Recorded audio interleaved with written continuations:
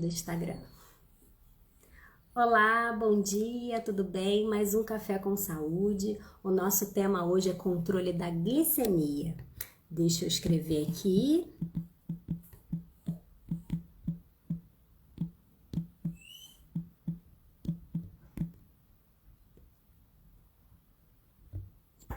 Já fixei.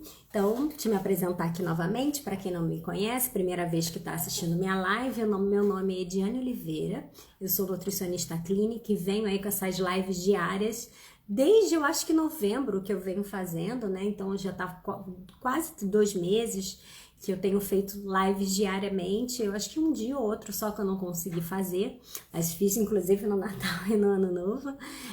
E hoje o tema são os exames. Essa semana eu tô pegando firme aí no controle dos exames laboratoriais por conta do nosso webinário, que vai acontecer amanhã às 20 horas. Então, gente, se você não se inscreveu, vai lá no meu link da bio do Instagram, se inscreva naquele azulzinho. Depois você vai receber um e-mail, você confirma que está inscrito para você poder receber o convite e participar comigo, tá? Lá o nosso encontro vai ser pelo YouTube. E aí a gente precisa ter esse convite, né? Meio que um grupo fechado, entendeu? Não vai estar só ali ao vivo, só vai conseguir entrar na sala quem se inscreveu. Então, eu quero um grupo aí super interessado para a gente poder aprender, né? Lógico que eu vou tentar resumir, gente, em 5 passos. O que é mais importante em 5 passos, assim, da minha vida para não ter problemas nos meus exames, seja de glicose, de colesterol, porque acaba que as orientações são muito parecidas, né? Até quando a gente quer tratar as enzimas do fígado, por que deu alterado, geralmente tudo é muito envolvido, adivinha com o quê, né? Com o tema que a gente vai estar falando hoje, que é justamente os carboidratos. Então a gente precisa ter uma qualidade. E é um assunto, né, que eu estava até pensando sobre a live de hoje. Como que eu vou fazer, né? Porque glicose é um assunto tão extenso, e eu pensei de falar de glicose hoje, e amanhã eu vou falar daqueles exames mais específicos que às vezes o médico pede, que é o tal do Roma Beta, né, e o Roma IR. Aí eu vou deixar para falar esse exame amanhã, que é um pouco mais específico. Hoje eu vou falar muito de glicose e de insulina. A gente, na verdade, quando o médico, né, desconfia que o paciente pode estar diabético ou que simplesmente tem uma resistência à insulina, geralmente não pede só a glicose de jejum, né? Você precisa ter aí pelo menos 12 horas de jejum para coletar o sangue e você fazer o exame. Quando ele é desconfiado, geralmente ele já pede junto também o exame de insulina. Para todos os meus pacientes que eu acompanho, eu nunca quero ver só a glicose, eles sabem disso. Eu sempre peço para ver em conjunto a insulina. E eu vou explicar o porquê. Porque às vezes a glicose está normal, mas às custas do teu pâncreas está produzindo muita insulina. E isso também não é um bom sinal. Isso lá na frente vai te predispor também a um diabetes ou pelo menos uma resistência insulínica. Então é por isso que a gente precisa trabalhar com os dois em conjunto. E quando a glicemia já está muito aumentada, é porque a insulina, ó, nem tá dando conta mais. E isso tem a ver, lógico que tem a questão genética, né? Principalmente quem é diabetes tipo 1, que a gente sabe que quem é insulino dependente, a causa principal é genética, mas de qualquer forma a gente precisa controlar. É aí que a gente precisa controlar ainda mais a alimentação. Geralmente a gente utiliza bastante contagem de carboidratos. Eu não sei se alguém já ouviu falar, estava procurando meu livro aqui para mostrar para vocês, mas ele não está muito próximo. Ele não tá aqui tão pertinho de mim para eu mostrar para vocês sobre a contagem de carboidratos. O que é a contagem de carboidratos, né? Principalmente quando o paciente ele é diabético. Eu tenho um total, gente. Primeira coisa que a gente precisa calcular é o total de calorias que o paciente precisa ingerir durante o dia, né? E aí, para isso, eu preciso saber se ele tá com peso normal, se ele tem o peso, se ele tá muito magrinho, porque muitas das vezes o diabetes tipo 1, ele emagrece muito. Esse é um dos motivos que às vezes a gente desconfia que a pessoa tá diabética. É uma fome, uma sede que o paciente tem e quando você vai ver, ele tá diabético. Enfim, eu preciso saber primeiro as calorias dele. Então, vamos dizer que para uma mulher, vou só chutar, tá? ela precisa de 2.000 calorias e para o homem precisa de 2.500 calorias. Dali, eu calculo que mais ou menos entre 40% e 50% das calorias precisam vir de carboidratos. Então, você imagina que numa dieta de 2.000 calorias, se eu vou calcular 50%, quer dizer que 1.000 calorias tem que vir dos carboidratos. Para cada grama de carboidrato, a gente sabe que tem 4 calorias. Então, é só eu pegar o 1.000 e dividir por 4, né? Então, vamos dizer que deu 250 gramas por dia de carboidrato. É isso que eu preciso fazer no longo do dia da pessoa, né? Esse, na verdade, é o primeiro passo, tá? É fazer esse cálculozinho para a gente poder saber o quanto de carboidrato eu vou consumir no dia inteiro. Então, para algumas pessoas, vou ficar em torno de 200 gramas ao longo do dia. E para outras pessoas, principalmente se for homem, né? Geralmente eu dou 300 gramas no total do dia. Eu tô falando assim, valor aleatório, só pra gente ter uma noção da quantidade. Mas isso precisa ser avaliado com o peso de cada um, ok? Por exemplo, às vezes em alguns atletas eu tenho que chegar a 500 gramas de carboidrato, sabe? Ao longo do dia. Mas em torno, para um diabético, eu vou dar entre 200 e no máximo 300 gramas de carboidrato ao longo do dia. Isso é o mais importante, é eu não ultrapassar essa quantidade. Se eu não ultrapassar essa quantidade e souber dividir certinho ao longo do dia, tenho grande chance de controlar essa glicose, né? Por isso que a gente fala que a contagem de carboidrato é assim, ó, é um passo muito importante, sabe? Dá um pouco de trabalho para o paciente ficar ali olhando o rótulo, mas tem muita coisa que a gente já guarda de cabeça, né? Não sei se vocês sabem, mas eu já comentei aqui uma vez, no webinar eu posso explicar um pouco melhor, mas meus pais são diabéticos, meus avós, então eu sempre me interessei demais por esse assunto.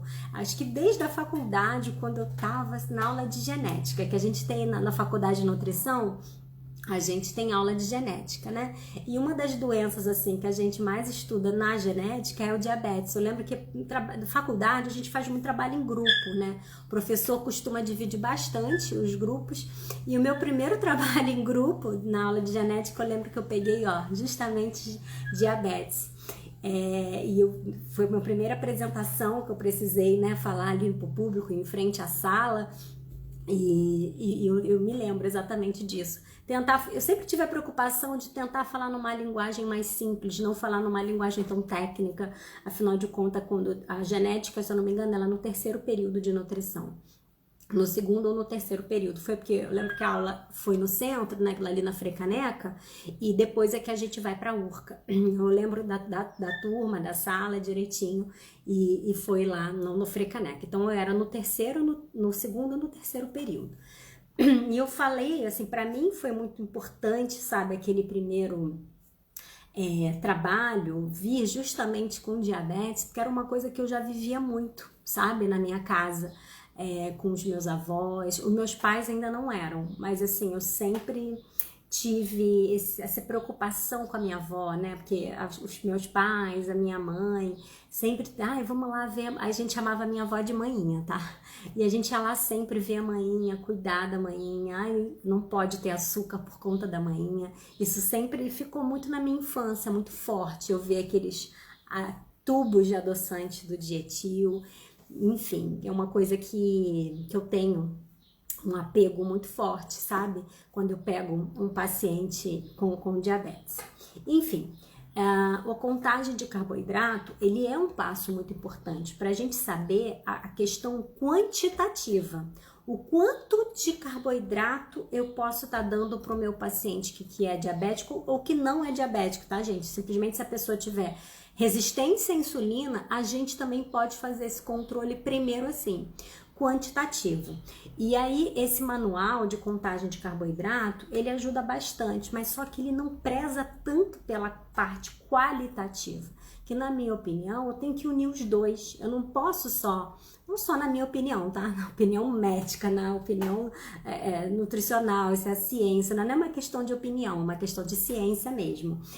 A gente precisa também ter qualidade nesse carboidrato, não é só eu ficar ali preocupada com a quantidade, porque eu vejo muita gente vendendo cursos assim, sabe, de contagem de carboidrato. Tem aplicativo que conta Conheci uma outra, ela nem é nutricionista, ela só é diabética também, e ela tá vendendo um curso aí que ela chama de Conta Comigo, e ela ensina os pacientes a terem mais qualidade de vida, controlando a glicose apenas com essa parte quantitativa. E aí eu entrei lá no perfil dela para entender um pouquinho, para ver um pouco do trabalho.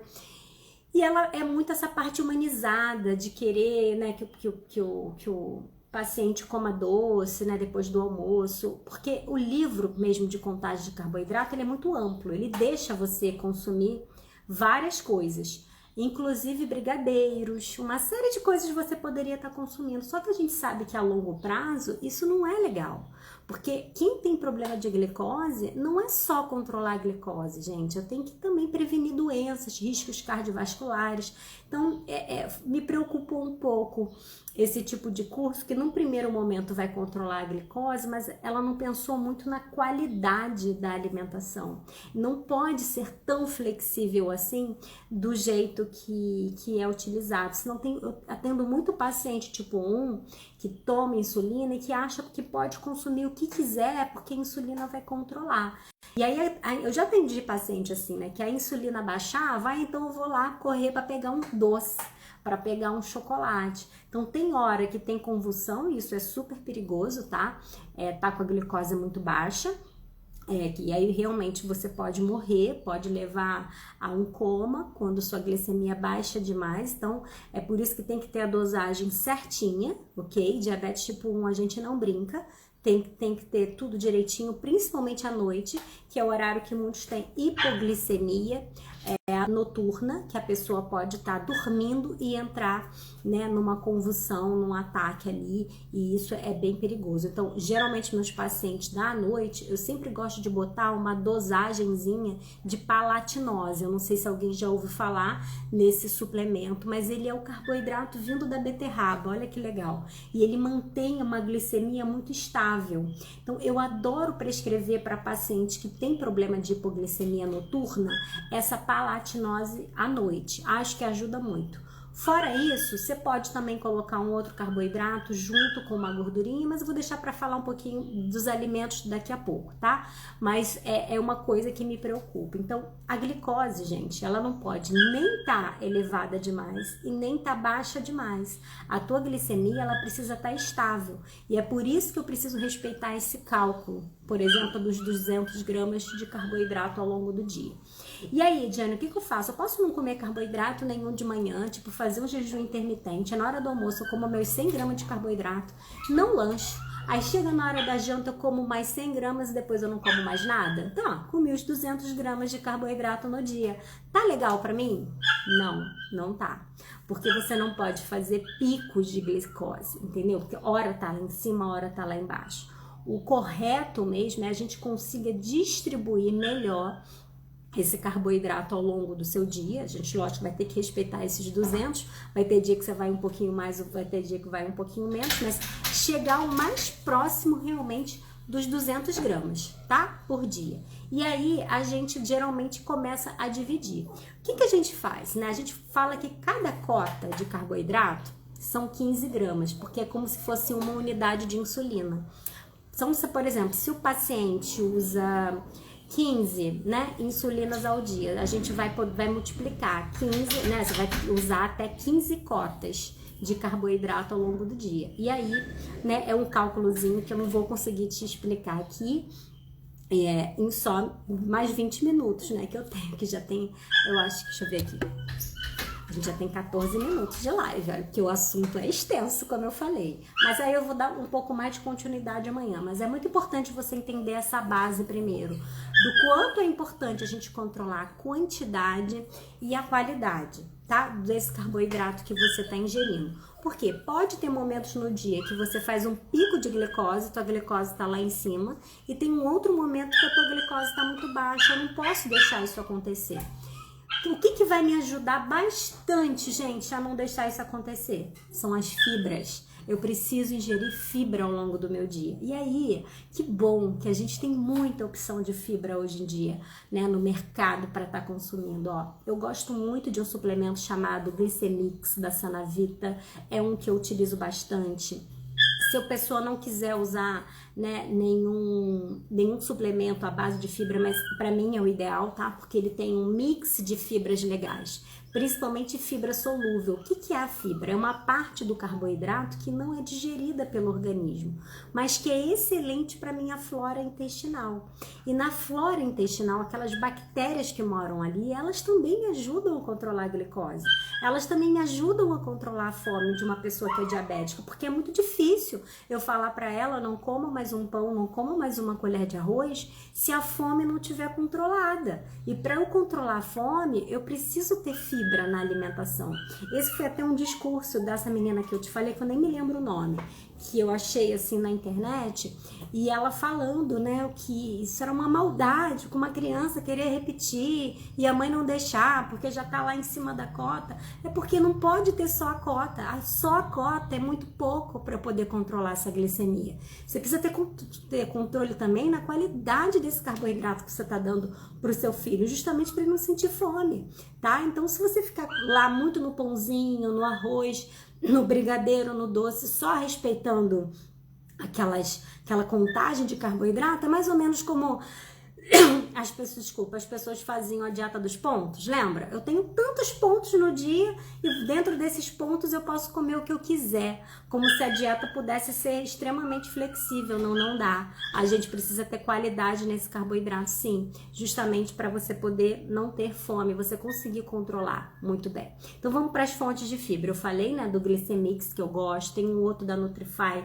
que é excelente, porque geralmente dentro deles tem amido resistente. Esse amido resistente, ele serve, né, de alimento para as bactérias intestinais, além de não ser, isso que o nome já diz, né, amido resistente. Ele ajuda, por mais que dentro da banana verde, por exemplo, tenha amido, é um amido que o meu corpo não vai transformar em carboidrato, não vai transformar em glicose. Porque um erro muito clássico das pessoas é esse. Eu tô diabética, agora eu não posso açúcar, só posso usar adoçante. E fica consumindo lá, sabe? Tudo com adoçante, mas não controla a quantidade de pão, a qualidade do pão que come, o arroz, a farinha, o macarrão, né? E aí acha que simplesmente se eu trocar o açúcar por adoçante, tudo bem. E quer também ficar usando muito produto diet. É diet, eu posso comer, é diet. Não, você só vai estar prejudicando lá suas bactérias intestinais, tá? Então nem adoçante é a melhor coisa do mundo. Lógico que para um diabético, ainda mais assim que descobre, eu vou dar o adoçante sim, mas depois de um tempo eu vou tentar transitar para que ele ou não use nada, não use açúcar nem use adoçante, ou a gente use uma quantidade bem pequena de açúcar. Isso vai ser menos prejudicial para o intestino dele do que ele usar a adoçante aí à torta direita. Então, eu gosto muito do adoçan também, que é um adoçante feito na verdade é um adoçante, ele é um açúcar mesmo, é um açúcar feito da maçã. Mas vamos falar das outras fibras que eu acho que é bem interessante da gente consumir, que tem um preço bem acessível que muita gente pode utilizar. Primeira deles, eu diria para vocês que é a aveia. Gente, consumam aveia.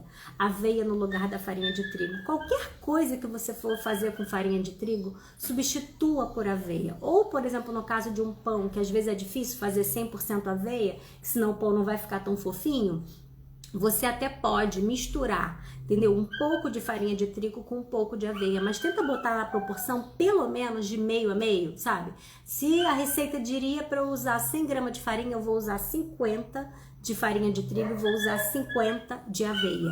E aí esse pãozinho já fica com uma quantidade muito maior de fibra e não vai fazer picos de glicose.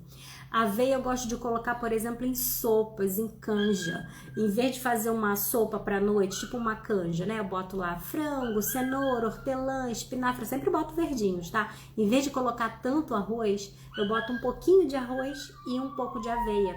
A aveia me ajuda a engrossar, tá? Aquela sopinha, e a aveia tem uma beta-glucana, que ajuda a evitar esse pico de glicose também, porque ela é um carboidrato que é absorvida mais lentamente.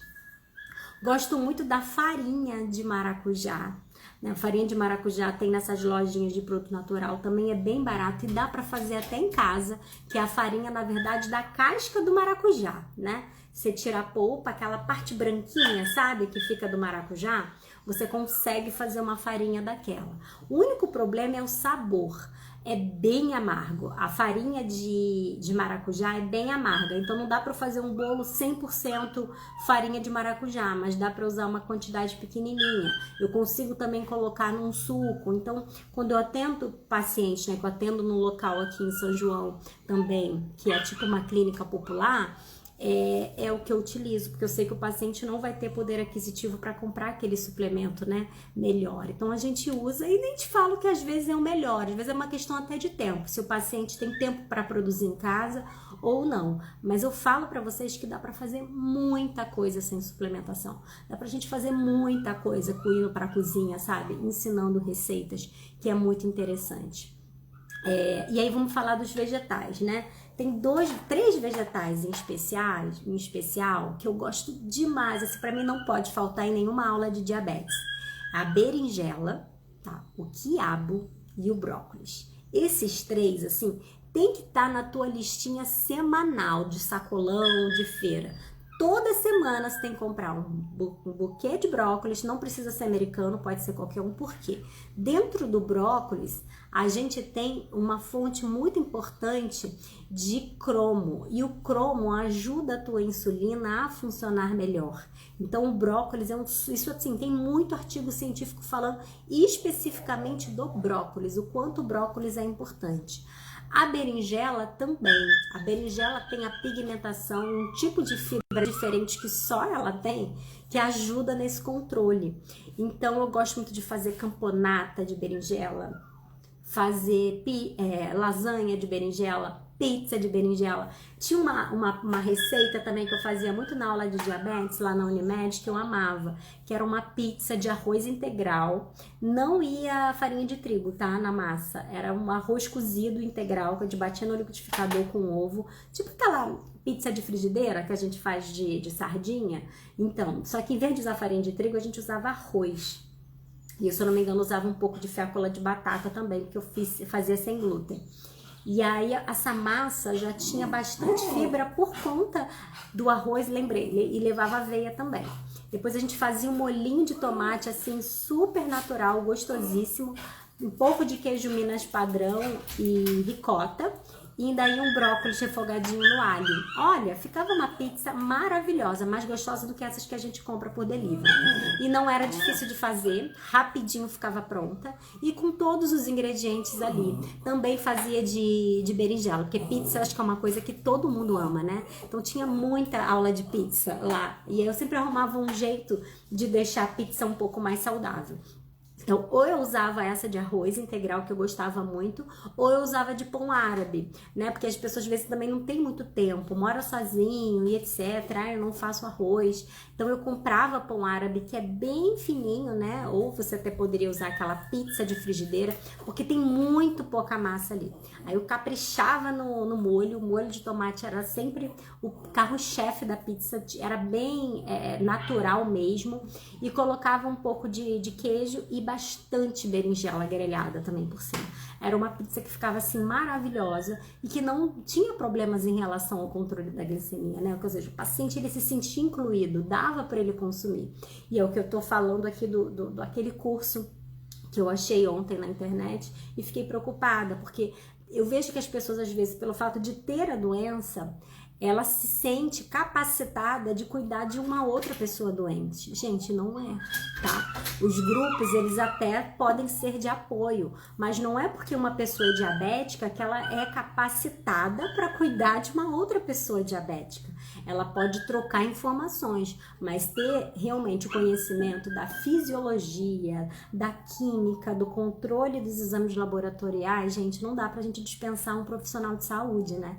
Então, às vezes eu só fico um pouco preocupada quando eu venho aqui pro mundo digital, pro mundo quando a gente brinca com a saúde das pessoas, que não dá pra brincar. Eu não sou diabética. mas eu tenho conhecimento porque eu cuido de muitos diabéticos, né? Eu tenho realmente ali a prova quando os pacientes trazem os resultados para mim dos exames, né? Ou quando o médico parabeniza, ou quando eu fico muito feliz quando o paciente deixa de tomar algum medicamento. Mas eu não posso, e assim, existem vários tipos de diabetes, não é porque você tem uma doença que você acha que você é expert e pode cuidar de outras. Eu sou muito a favor dos grupos de apoio, eu acho que a gente sempre aprende da troca de experiências, mas você tratar, cuidar de uma outra pessoa, aí é complicado, aí a gente não pode fazer isso não, tá? Então fiquem atentas, cuidado aí com os produtos digitais que vocês acessam ou realmente recebem as informações, né? E eu vejo muita gente realmente indo muito por esse lado. Eu tô seguindo uma pessoa ali, olha o que eu já peguei de paciente meu, né? Isso me estimulou bastante a vir aqui para a rede social, para falar a realidade, falar que eu não vou transformar. Posso dizer que eu transformo, porque eu já transformei algumas vidas sim, mas que eu vou curar a vida, ou que eu vou, emagrecer todo mundo. Não é assim, não é simples. Quando você entende de fisiologia e de organismo, você percebe que assim, eu tenho grande chance de transformar a sua vida, de te dar longevidade, se você seguir, ainda mais que eu sei o melhor caminho, né? Como se eu te desse ali o GPS. Mas eu não posso prometer cura. Quando a gente fala de diabetes, é uma doença muito séria. A gente tem que também ter a parte medicamentosa, né? A gente precisa do endócrino, do médico cuidando junto com a gente. O nutricionista, ele tem que vir a somar. Sua alimentação tem que vir a somar para que aos poucos a gente consiga reduzir os medicamentos o máximo que a gente puder. Ou no caso, né, do pré-diabetes, da intolerância, que chegue você a tomar medicamento. A gente, de repente, consegue só com a alimentação e com o exercício físico, que também é super importante. Outra forma que eu diria para você que é muito interessante da gente controlar a glicemia é através dos alimentos que têm efeito hipoglicemiante. E um deles, por exemplo, são os usos dos chás. Então, assim, ó, chá de carqueja, chá de pata da vaca, chá de insulina. Esses 3 chás são os mais estudados para o controle do diabetes. Agora, o seguinte, chá também é uma coisa séria. Não dá para você ficar comprando de qualquer lugar. Compre de um lugar que você saiba da procedência. Por exemplo, chá de pata da vaca é para tomar 1 xícara ao dia. E mesmo assim, aos poucos, todo dia você vai dar uma bicadinha naquele chá. Então, ao longo do dia, você vai tomar 1 xícara do chá da pata da vaca. Não é para ficar tomando aquele chá litros e litros, sabe? Como as pessoas achando que aquilo vai no lugar do remédio. Não. Primeira coisa, faz o negócio certinho, sabe? Vai lá no médico, vê se precisa tomar medicação, segue tudo direitinho. Minha mãe é diabética, eu pego no pé dela quando ela não toma os remédios direitinho, tô sempre em cima dela, sabe? Em relação a isso, principalmente se você tem pais idosos, porque eu sei que eles esquecem de tomar. Acontece aqui na minha casa também. E tô sempre, na verdade minha mãe não mora comigo, ela mora embaixo, eu moro em cima, tá? Mas fico sempre em cima dela em relação a isso, né? Mãe, como é que tá? Os exames dela ficam prontos, ela traz pra mim, olha, não tá bom isso, a gente precisa melhorar, entre em contato com a médica dela. E lógico, né, que casa de ferreiro, espeto de pau, ela até me escuta bastante, mas tem momentos que ela quer ser rebelde, né?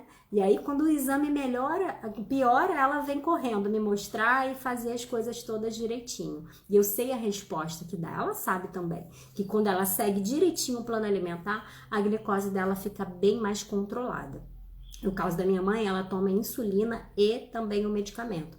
Ela tem uma resistência bem forte. Meu pai não. Meu pai toma só remédio, não precisa tomar insulina. Ele até consome muito mais carboidrato do que ela. Para ela é mais difícil, porque ela sente fome, né? Insulina, enfim. Eu sei exatamente os problemas que ocorrem porque eu acompanho de perto, né? E sei o resultado que dá quando a pessoa consegue ter ali uma rota direitinho para... Oi, Andréia, tudo bem? Para a gente poder controlar isso. Porque, gente, diabetes ela é uma doença muito séria, né? Ela mata, né? Assim, sua expectativa de vida, se você descobre que tá diabética e quer ser rebelde, né? E não liga, eu já atendi muito paciente assim no período que eu trabalhava na Unimed, é muito chocante. A pessoa tem uma expectativa de vida de no máximo 10 anos, de mais 15 anos, entendeu? 10 anos em média, se o paciente não quer tomar um remédio, não quer fazer nada. E se a pessoa se cuida direitinho, vai fazer atividade física, olha, meus exames estão bem, estão normais, tem mais qualidade na minha alimentação, ela vive às vezes até mais do que uma outra pessoa que não é diabética. Tudo depende do controle, né? A Úrsula botou aqui, né? Eu passei a tomar sem o uso do açúcar, né, Úrsula? Também foi um processo.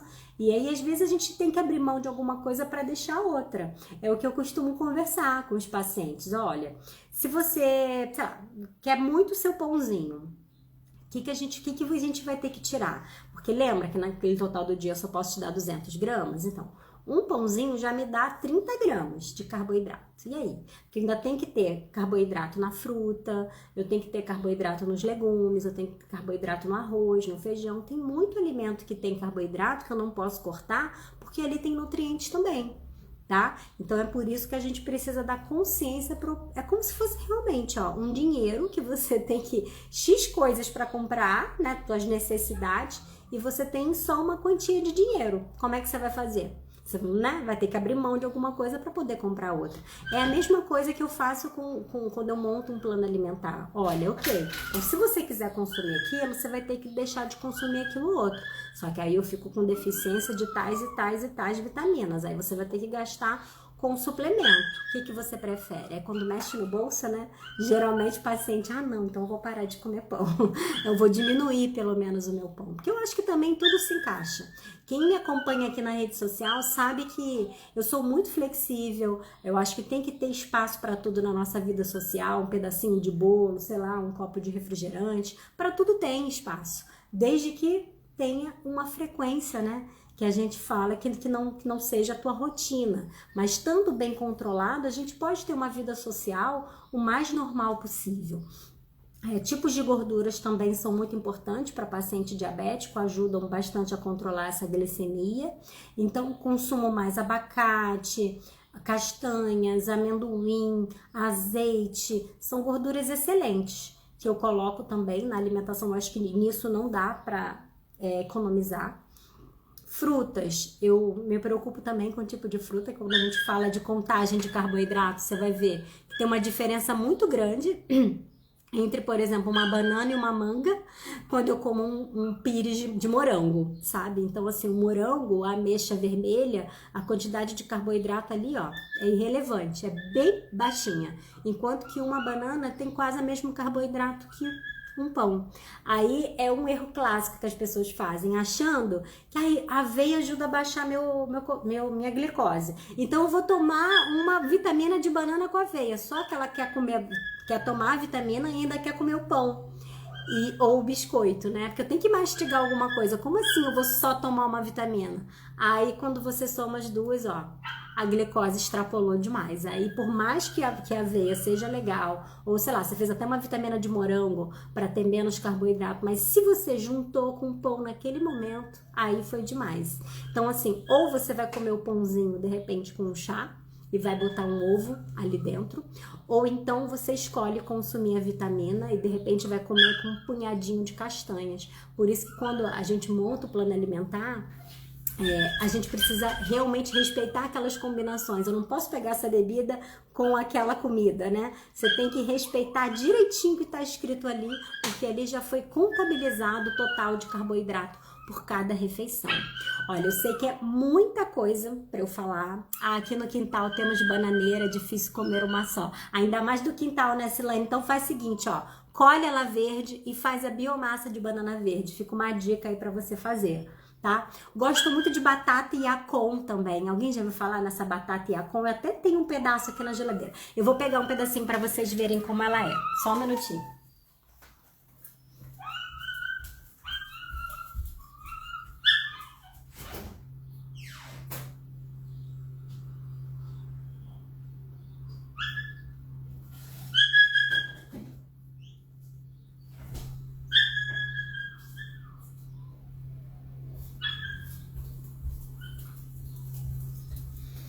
Olha que interessante, eu sei que muita gente não conhece, mas essa batatinha aqui é conhecida como a batata do diabético. Ela se chama batata Yacon, tá vendo? Ela parece uma batata doce branca, a gente enrola no plásticozinho para ela poder oxidar menos, tá bom? A André eu conheço, mas eu nunca comi. Eu vou comer aqui na sua frente, tá? Pra vocês verem como é que é. E eu corto, olha, um pedaço. Isso aqui ajuda muito a minha flora intestinal, porque aqui tem pré-bióticos, tem o alimento para aquelas bactérias intestinais funcionarem bem, ó. Aí eu descasco, né, tiro essa casquinha e a gente come cru assim mesmo. Você pode botar na salada, picadinha, fica como se fosse uma pera, ó.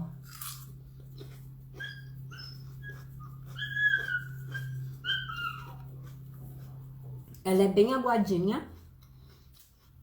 Tem gosto de pera ou de melão, algo parecido assim. Quando eu encontro no sacolão perto de casa, eu sempre compro pelo menos umzinho, tá? É muito legal essa batatinha aqui, ela não tem amido. E a relação maior dela com o diabetes, para ajudar a controlar a glicemia, é por conta desse tipo de fibra que a batata contém. Agora ela escurece muito rápido, por isso que você tem que estar envolvendo ela sempre num plásticozinho. Geladinha assim, acho uma delícia. Então isso aqui é legal, sabe como que?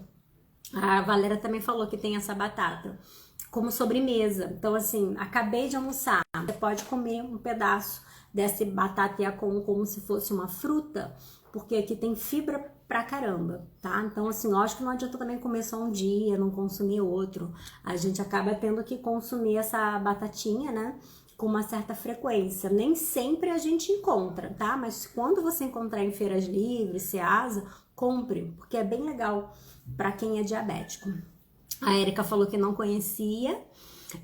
Eu como, ela e meu marido também, porque ele é diabético, né, Valéria? Ah, Valéria é minha paciente, né? Teu marido é meu paciente, então nem vale. Como é que ele tá, Valéria? Valéria agora se mudou, tá morando um pouco mais distante, né, Valéria?